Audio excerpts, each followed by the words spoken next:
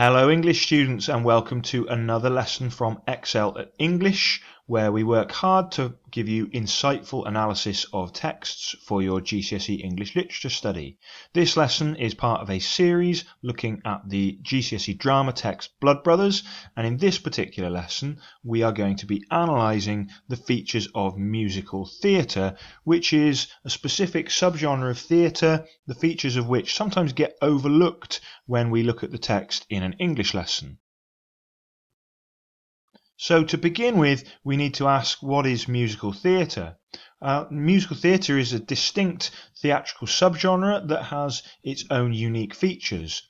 You may be familiar with films, and you probably like your Disney films. I'm going to assume that you've watched Frozen at least 20 times, and you'll know that Frozen is a kind of a musical film, as all of the Disney films are, and that it has its own kind of unique features. Well, some of those features of musical film are very similar to features of musical theatre.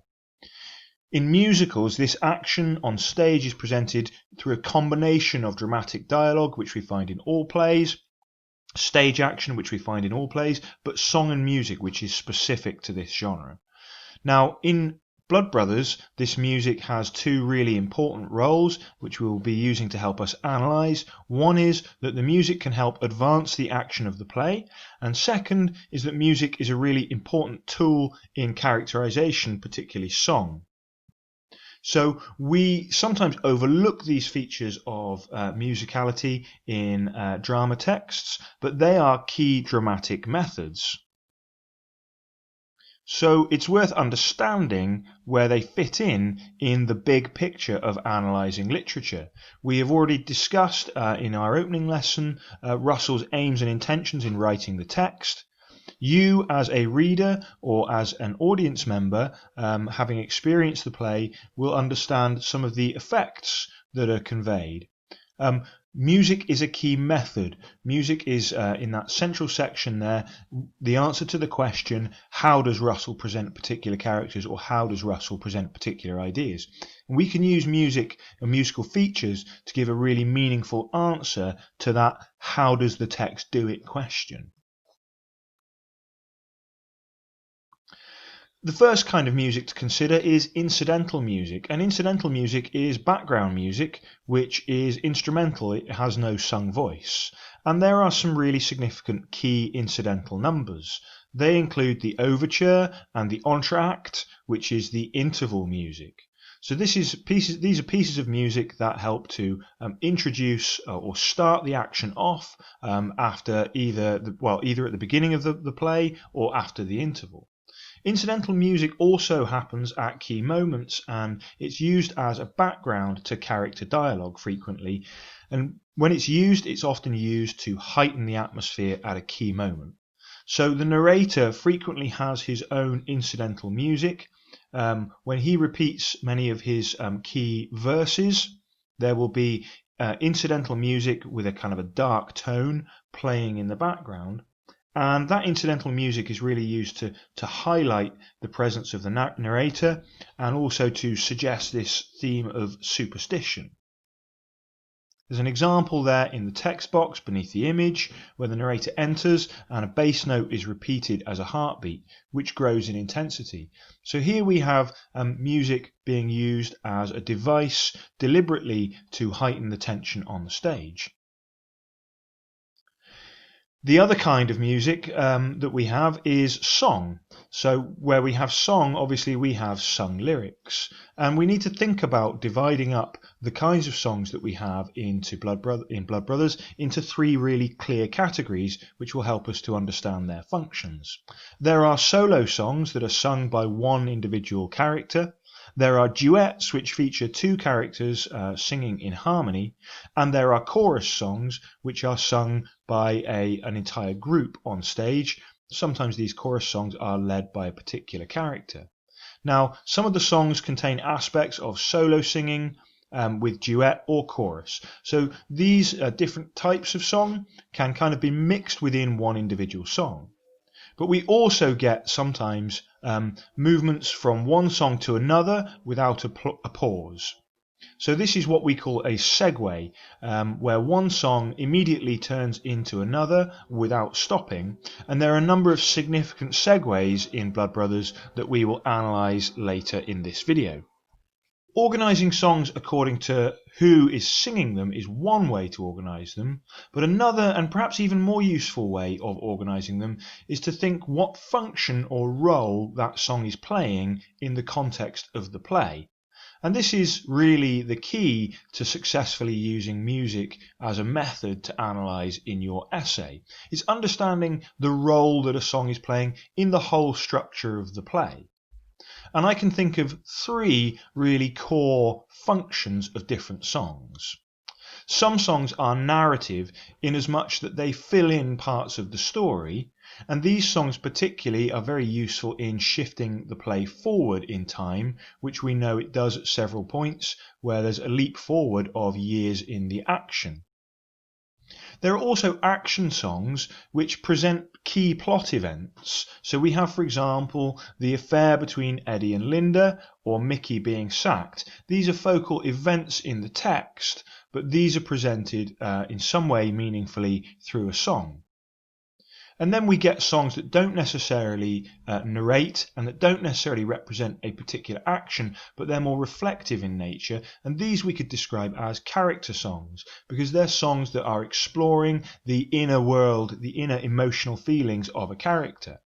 If you've studied Shakespeare, you'll know that Shakespeare puts soliloquies in his work very effectively, where a character would stop and address the audience directly by speaking their mind out loud. And the character songs very much play the function of the soliloquy. Sometimes, of course, they are particularly solos, but sometimes those character songs are also duets, where you have this situation where there are two characters on stage, both of whom are almost soliloquizing by presenting their inner mental states. Some of these songs, of course, in the play can combine different functions together. It's a really good idea to have a working list of songs in the play, and it's a task that you'll be asked to consider doing later, and to actually analyse the specific function of each one. The latter part of this lesson is going to provide you with an applied analysis of some of the key songs in the play, and that will certainly help you to consider the function that each plays.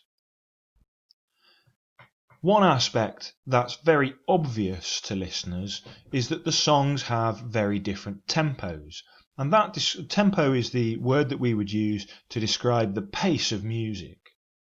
Now, tempo can also be applied meaningfully to the pace of action on the stage. So, for example, certain scenes have a very high physical tempo, like the kids' song, where the children are playing and pretending to shoot each other, where there's a really high physical tempo on the stage, and that's supported by a really fast tempo for the music.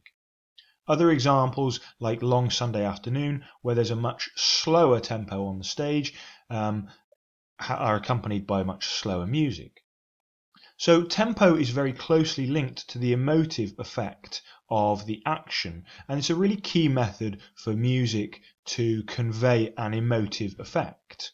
Upbeat tempos can be either aggressive or joyful, but the downbeat tempos are more often sad. What becomes really useful to you when analysing is to think about changes in tempo. And these changes in tempo prevent the audience from losing interest, but they also keep the momentum of the action going. So there's three examples there that I've already touched on that you might use to interpret the way that tempo is used.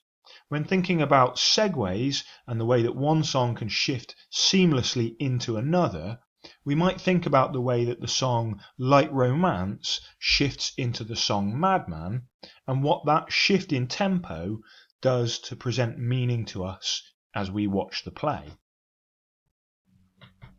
Next is the concept of leitmotif. Now, a leitmotif is a repeated musical phrase, a short musical phrase that symbolises an idea in a text or in a performance. This is the musical equivalent of a motif, and you may have studied motifs in literature or in poetry. This is a motif is where we have a significantly repeated symbol or piece of language, and the repetition of that symbol is structurally important. SpongeBob here is a big fan of leitmotifs, as a lot of cartoons are, because if you watch SpongeBob, and you really should watch SpongeBob, you'll realise that there are distinctive little musical sections that represent particular characters. For example, there's a distinctive tune that plays when Squidward is angry about something, and that little musical number comes to represent Squidward's anger.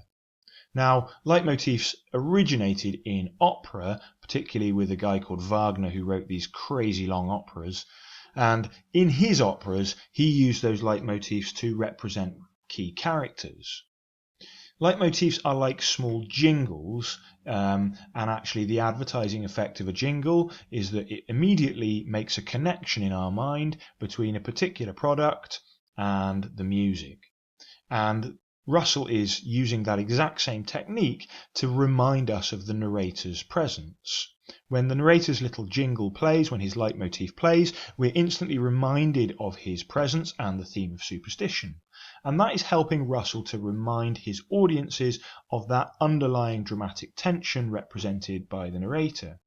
But it does it in a way that doesn't interrupt the action on stage, so the actors, Mrs. Johnson and Mrs. Lyons, can continue with their action, and at the same time we can have foregrounded to us this dramatic irony of the tragic direction of the play.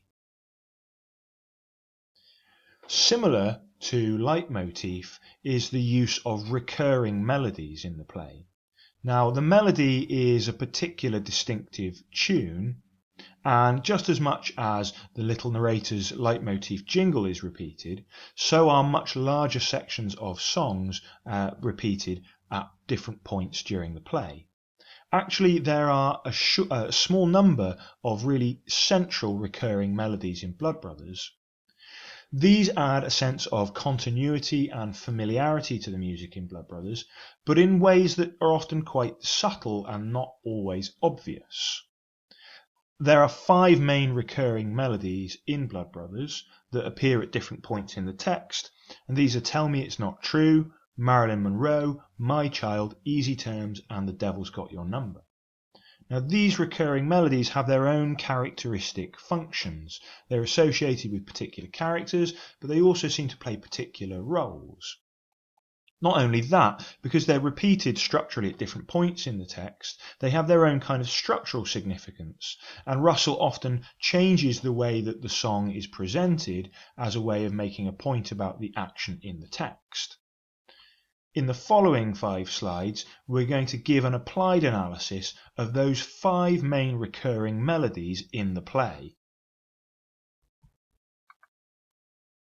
To begin with, Tell Me It's Not True. Now, Tell Me It's Not True is the play's finale, and that's where it's most identifiable. It's a crescendo, which means it's a song that builds in tempo and in volume, and it begins being led by Mrs. Johnson, but eventually it brings in the whole chorus of the entire cast. But this song isn't just featured in the finale, it's also featured in the overture at the very beginning of the play. Mrs. Johnson actually sings only the opening 2 lines, but she sings it at the moment that we're presented with the final tableau of the catastrophe of the boys' deaths.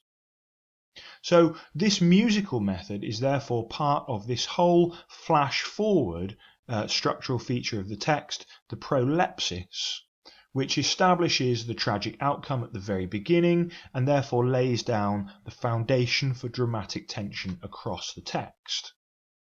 Also, when we get to that ending, it's helping to create a circularity which helps us to show us that the action and that the story is now fully complete. The overture and finale aren't the only times that the melody is used, though. It's also used quite subtly during the summer sequence. The summer sequence, you may remember, is narrated by the narrator, and it describes the way that the children grow up in a kind of an ideal innocence. The melody of Tell Me It's Not True is playing incidentally underneath the narrator's words during that summer sequence.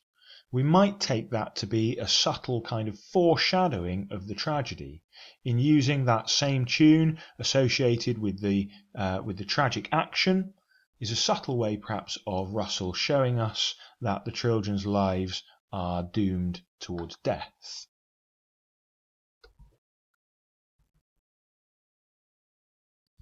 The song Marilyn Monroe, it happens 3 times in the text, and all 3 are sung by Mrs. Johnson. This song has a clearly narrative function, and Mrs. Johnson uses this song to narrate the years that are passing by. The song is also an important part of Mrs. Johnson's characterization as through the presentation of the symbol of Marilyn Monroe. So the first Marilyn Monroe is Mrs. Johnson's backstory, covering, I guess, the decade before the twins are born. It helps to establish her character and her status and is a key part of the exposition. It's also a key part of the way that we evaluate her character and creates a certain amount of sympathy for the situation that she finds herself in. The second Marilyn Monroe happens after the interval. And this one brings the action forward from the boys being 7 or nearly 8 to them being early teenagers. Now this example of the song is quite humorous and upbeat. It contains jokes about Sammy burning the school down and flirting between Mrs. Johnson and the judge. This is part of the rising action of the play, and it's also part of Mrs. Johnson's positive character arc in that it shows us that things are actually looking much better for her. Having that positive use of the song Marilyn Monroe enables Russell to create a contrast with the third and final version. And in this, Mrs. Johnson is narrating Mickey's deterioration in prison. This final version of Marilyn Monroe has a very downbeat tempo. It actually has a very slow pace. And that, of course, is connected to the way that Mickey's pitiful state is being conveyed. Next, My Child. The melody to My Child is used as a duet, helping to juxtapose parallel characters. And this happens on 3 occasions. The first version is My Child between Mrs. Johnson and Mrs. Lyons, but then twice it's used to present Mickey and Eddie as parallel characters, during My Best Friend and during That Guy. Now, all of the duets that share this melody are helping to present similarities between the characters.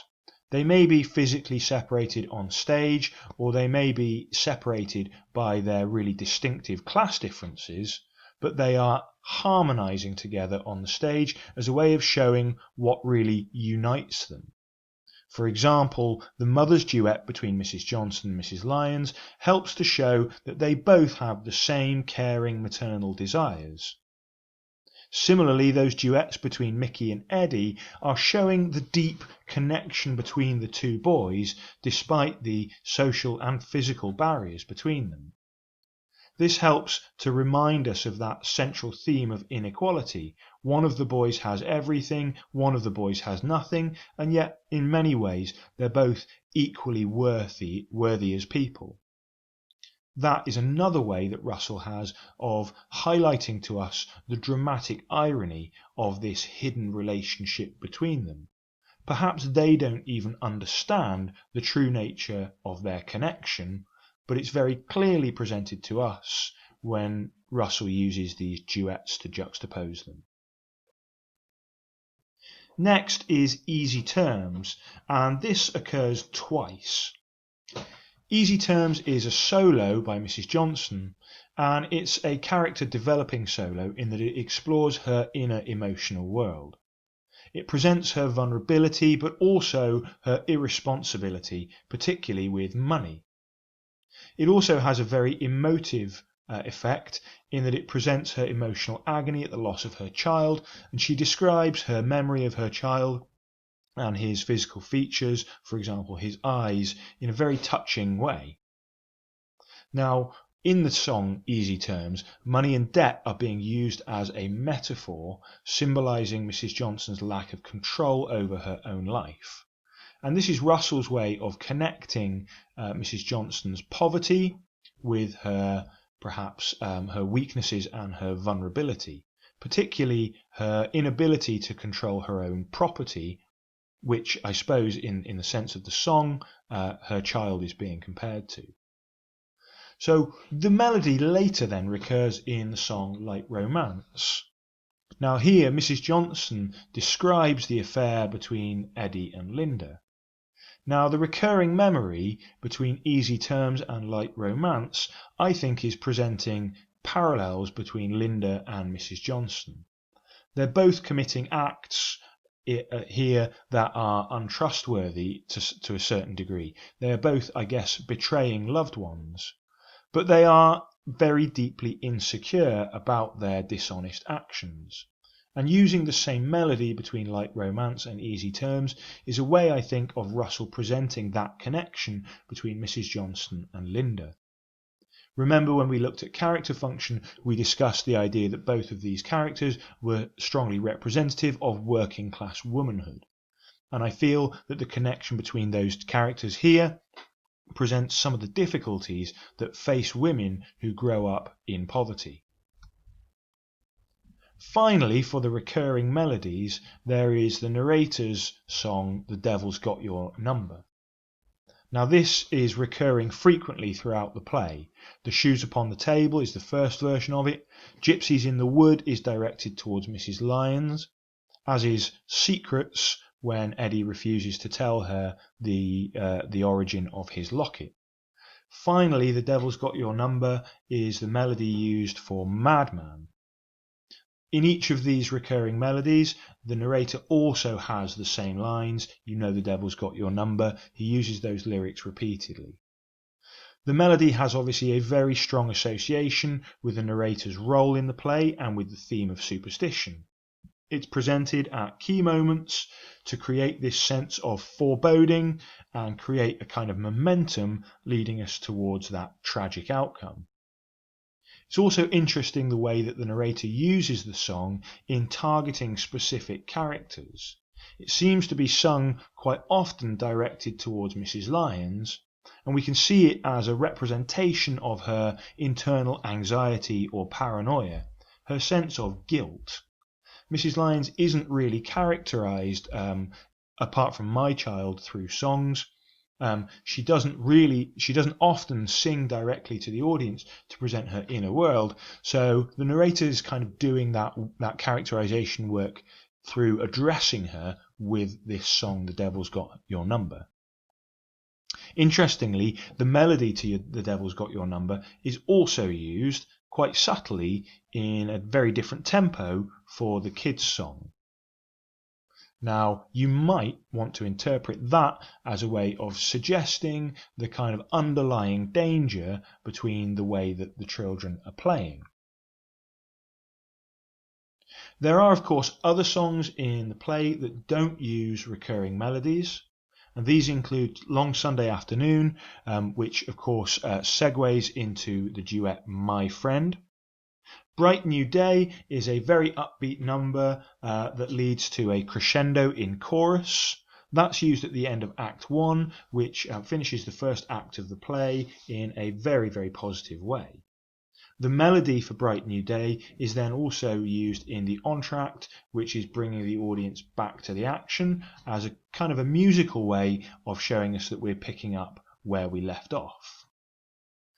Eddie has a solo song, which is I'm Not Saying I Care, and that's key in characterizing him because it presents his hidden desire for Linda, and it sets up, I guess, his character for his affair with her.